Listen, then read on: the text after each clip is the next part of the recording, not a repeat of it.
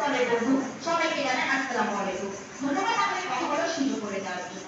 আজকের বিতর্কের বিষয় হচ্ছে একমাত্র গণমাধ্যমে পারস্পরিক সত্য তুলে ধরতে। আমি এবং আমার দল এই বিষয়টির পক্ষে অবস্থান করেছি। আমি পক্ষ দলের দ্বিতীয় বক্তা হিসেবে বেশ কিছু তথ্য প্রমাণ ও বিশ্লেষণের সাথে আমার জোরালো অবস্থান তুলে ধরছি। মাননীয় মডারেটর, ডিজিটাল বাংলাদেশে যখন আমরা জাতীয় লিপির অংশ হয়ে উঠেছে আর যখন আমরা গণমাধ্যম ব্যবহার করে স্মার্ট বাংলাদেশ গড়ে তোলার স্বপ্ন দেখছি, তখন আমরা প্রতিপক্ষ দলের নতুন কথা শুনে একটু প্রমাণ করে পারে গেল যে গোসল করবো কিন্তু বেরিং যাবো না। মাননীয় মডারেটর, প্রথম আলোর একটি প্রতিবেদনে দেখা যায় গণমাধ্যমের মাধ্যমে তথ্য প্রচার হয় করে 2640টি চ্যানেলের মধ্যে 2635টি বিশ্বের 70 দেশের মানুষের কাছে জনপ্রিয়তা পেয়েছে। প্রতিপক্ষ যদি গণমাধ্যম ভুল তথ্য প্রচার করতো তাহলে কখনোই আমি জনপ্রিয়তা পেত না।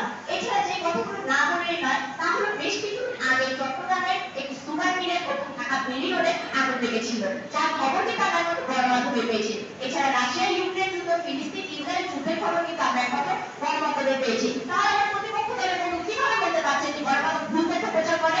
সংবিধান সমাজতন্ত্র, স্বাধীনতা এবং মত প্রকাশের স্বাধীনতার যুক্তিসঙ্গত বিধিনিষেধ সহ নিশ্চয়তা প্রদান করে। যদিও কিছু মাধ্যমে হয়রানি করা হয়েছে, বাংলাদেশ মিডিয়া 2016 সালে 146-এর অবস্থান থেকে নামিয়ে 2018 সালে 144-এ নামিয়ে দেওয়া হয়েছে। রিপোর্ট উইদাউট বর্ডারের মতে 2019 সালে সংবাদপত্র স্বাধীনতা সূচকে বাংলাদেশ গণমাধ্যমে 180টি দেশের মধ্যে 150তম স্থানে আছে। গণমাধ্যম সবসময় সঠিক তথ্য প্রচার করে না, কেবল এই বিষয় সম্বন্ধে এক ফোঁটা পানি পেয়ে নিজেকে মহান ভাবার মতো।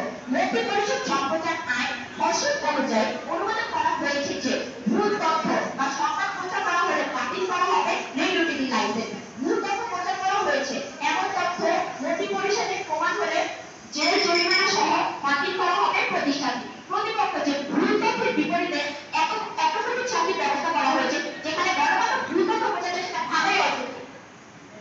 আর এই জন্যই আমার দেশের প্রতিটি স্বাধীন নাগরিক গণমাধ্যমের উপর নির্দ্বিধায় নির্ভর করতে পারে। যদি গণমাধ্যম না থাকতো আমরা পড়ে থাকতাম সে অবতার যুগে, যে যুগে মানুষ সত্যকে মিথ্যা মিথ্যাকে সত্য বলে জানতো। প্রতিপক্ষ আপনারা কি চান যে অবতার যুগে পড়ে থাকতে নাকি এই যুগের সাথে তাল মিলিয়ে চলবে? এখন যুগ